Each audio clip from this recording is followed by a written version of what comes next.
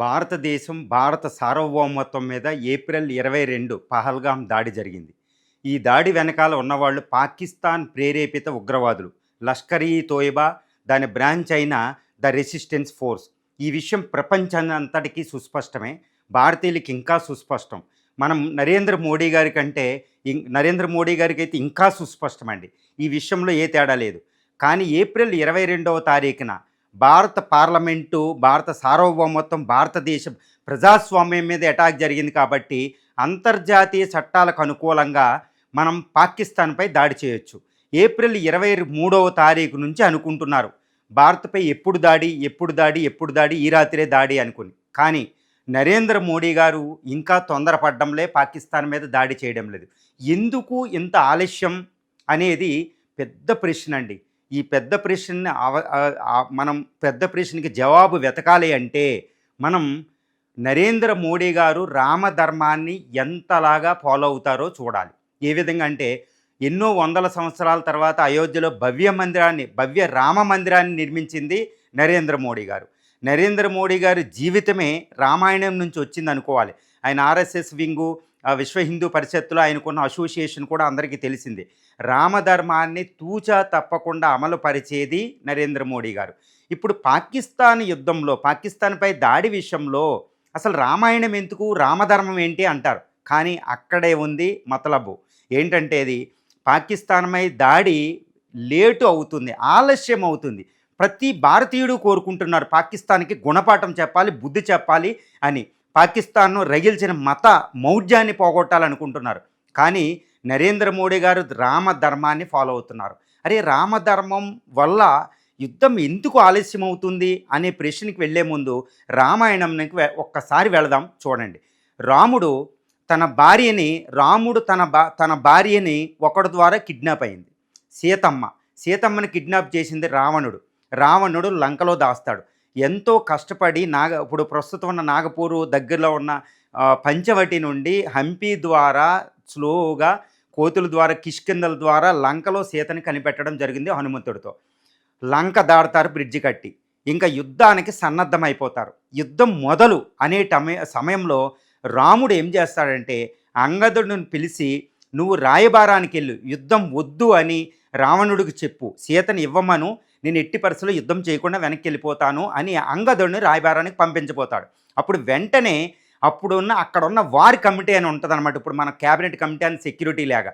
ఆ war committee ఏంటంటే హనుమంతుడు, జాంబవంతుడు, అలాగే ఎంతోమంది, సుగ్రీవుడు, ఇంకో రాజు, వీళ్ళందరూ అడుగుతారు, రామ, మీ భార్యని రావణుడు కిడ్నాప్ చేశాడు, వాడు చేసింది క్షమార్హం కాని నేరం, వాడిని తెగ నరకాలి, వాడి కోసం ఎందుకు ఆలోచిస్తావు రామా అని అడుగుతారు. అది రాముడి ధర్మ అండి. రాముడు ఎంత చక్కగా చెప్తాడు అంటే ఒక మాట చెప్తాడు, వార్ అనిహిలేట్ ది కల్చర్స్ అంటాడనమాట. అంటే ఏంటంటే ఒక యుద్ధం అనేది సంస్కృతుల్ని నాశనం చేస్తుంది. ఒక సంస్కృతి అనేది వందలు వేల సంవత్సరాలు నిర్మిస్తే, మానవుడు ఎన్నో తరాలు నిర్మిస్తే తయారవుతుంది. అది ఒక యుద్ధం అనేది సర్వనాశనం చేస్తుంది. అందువల్ల ప్రతి మానవుడు యుద్ధం చేసే ముందు 10 సార్లు ఆలోచించి, యుద్ధానికి ప్రత్యామ్నాయం అంటే యుద్ధం, మనం ఏ లక్ష్యం కోసం యుద్ధం చేయాలనుకుంటున్నాం ఆ లక్ష్యం సిద్ధించడానికి అవకాశం ఉంటే ఆ యుద్ధానికి వెళ్ళకూడదు. ఇప్పుడు అంగదుడిని పంపిద్దాం, మనం లోకు అనుకున్న వాడు చెప్తాం, ఇంకొకసారి ఆలోచిద్దాం. అందువల్ల యుద్ధం ముందు యుద్ధానికి ప్రత్యామ్నాయం ఏంటో ఆలోచించమంటాడు. ఇది రామధర్మం. ఇంకోటి మారీచుడు చెప్తాడు, ధర్మో విగ్రహవాన్ ధర్మ. రాముడు ఈజ్ ఎన్ ఎపిటోమ్ ఆఫ్ వెర్చ్యుయస్. అంటే రాముడు ధర్మానికి ప్రతిరూపం అని చెప్తాడు. రాముడు ఒకే ఒక సందర్భంలో ఏడుస్తాడంటండి. ఎప్పుడంటే ధర్మం తప్పినప్పుడు. ఇప్పుడు మన భారతదేశం రండి, పాకిస్తాన్పై యుద్ధం చేయడం ఎంత అండి? మనకు అన్నీ ఉన్నాయి. దానికంటే ఎన్నో రెట్లు త్రివిధ దళాలు ఉన్నాయి. ఎన్నో ఐఎన్ఎస్ విరాట్ అని, విక్రాంత్ అని, అదే విక్రమాదిత్య అని, ఇలా బ్రహ్మోస్ మిసైల్, అగ్ని మిసైల్, సూర్య మిసైల్, పినాక రాకెట్ సిస్టమ్స్ ఎన్నో ఉన్నాయి. మనకి S-400 సిస్టమ్స్ ఉన్నాయి. అసలు పాకిస్తాన్ 48 అవర్స్లో ఇండియా ఓడిస్తుంది. కానీ భారతదేశం, ముఖ్యంగా నరేంద్ర మోడీ గారు ఇప్పుడు ప్రధానమంత్రి అయినా, గత 10 సంవత్సరాల పైబడి ప్రధానమంత్రి, ఆయన ఆలోచించేది ఏంటంటే యుద్ధానికి ప్రత్యామ్నాయం ఏంటి, మన లక్ష్యాలు ఏంటి, పాకిస్తాన్పై దాడి చేయడం వల్ల మనకు వనగూరే ప్రయోజనాలు ఏంటి, ఏ లక్ష్యంతో చేయాలి, టెర్రరిజం అంతమైపోవాలి, పాకిస్తాన్ ద్విజాతి సిద్ధాంతం ఉండకూడదు. అది ఒక పెద్ద మతమౌఢ్యానికి సంబంధించింది. అందునుంచే పాకిస్తాన్ పుట్టింది. అది ఉండకూడదు. మన పీఓకే మనకు రావాలి. ఈ విధమైన లక్ష్యాలున్నాయి. ఈ లక్ష్యాలకి యుద్ధం కంటే వేరే ప్రత్యామ్నాయం ఉందా అని మోడీ గారు యుద్ధ సన్నద్ధతే చేస్తున్నారు. చూడండి, త్రివిధ దళాలతో మీటింగ్ అవుతున్నారు. ఎక్కడికక్కడ మోహరింపులు జరుగుతున్నాయి.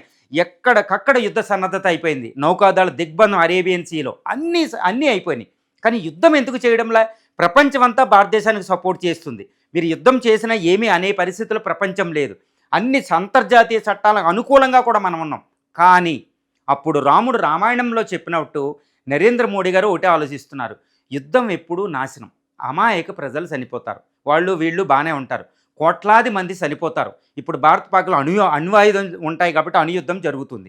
అదేవిధంగా అందువల్ల యుద్ధానికి ప్రత్యామ్నాయ యుద్ధం బదులు పాకిస్తాన్ని ఈ యుద్ధ సన్నద్ధత, ఈ భయానకమైన వాతావరణాన్ని యుద్ధం జరిగితే ఎలా ఉంటుందో పరిణామాలు చెప్తున్నారు. దానివల్ల అది లొంగే అవకాశం ఉందా అని పరిశీలిస్తున్నారు. ఎందుకు లొంగిద్ది అంటే దాని పరిస్థితి వికట విషమ పరిస్థితి అనమాట. సో అక్కడ ఆర్మీలో లేదు, అపోజిషన్ సరిగ్గా లేవు, ఫెయిల్డ్ స్టేట్. ఇప్పుడు సింధు జలాలను ఆపేశారు. దానివల్ల పాకిస్తాన్ ప్రజల్లో తిరుగుబాటు వస్తుంది.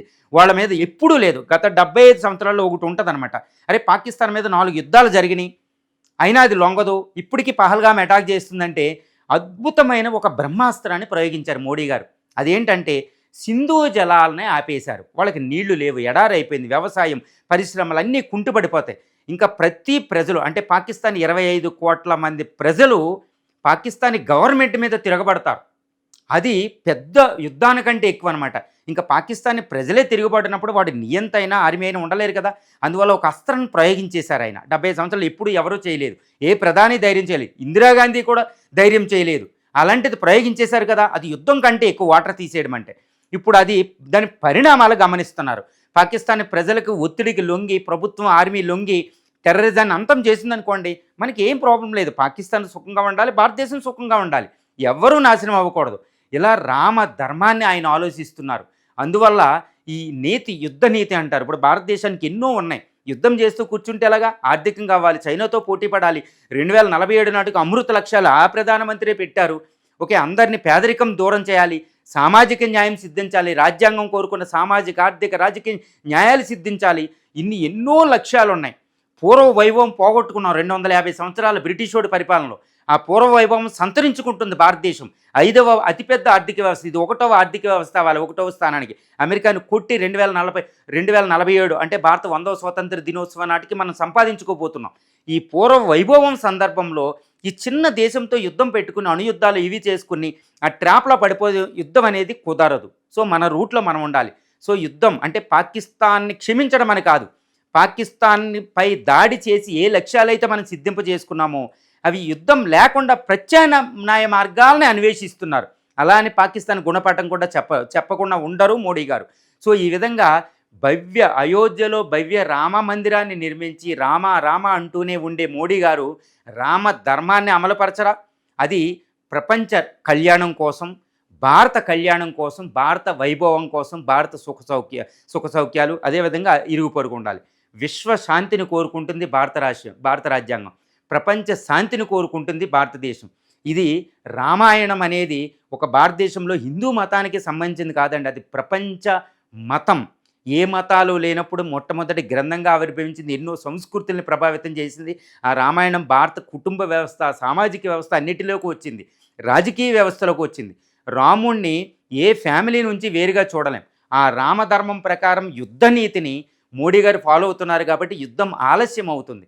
యుద్ధం ఆలస్యం అవ్వచ్చు, యుద్ధం తప్పించి యుద్ధం చేస్తే వచ్చే ప్రయోజనాలను కూడా మోడీ గారు యుద్ధం చేయకుండా, ఒక్కడు కూడా మరణం సంభవించకుండా యుద్ధ ప్రయోజనాలు తేవాలనుకుంటున్నాడు. అందువల్ల మోడీని యుద్ధం ఆలస్యమైంది అనకండి, అన్నీ ఆలోచిస్తారు. పాకిస్తాన్కి గుణపాఠం వస్తుంది, పాకిస్తాన్ టెర్రరిజం అంతమవుతుంది, ద్విజాతి సిద్ధాంతం అంతమవుతుంది, భారత సౌభాగ్యం పూర్వ వైభవం ఇచ్చే ఆయన రిటైర్డ్ అయ్యే అవకాశం.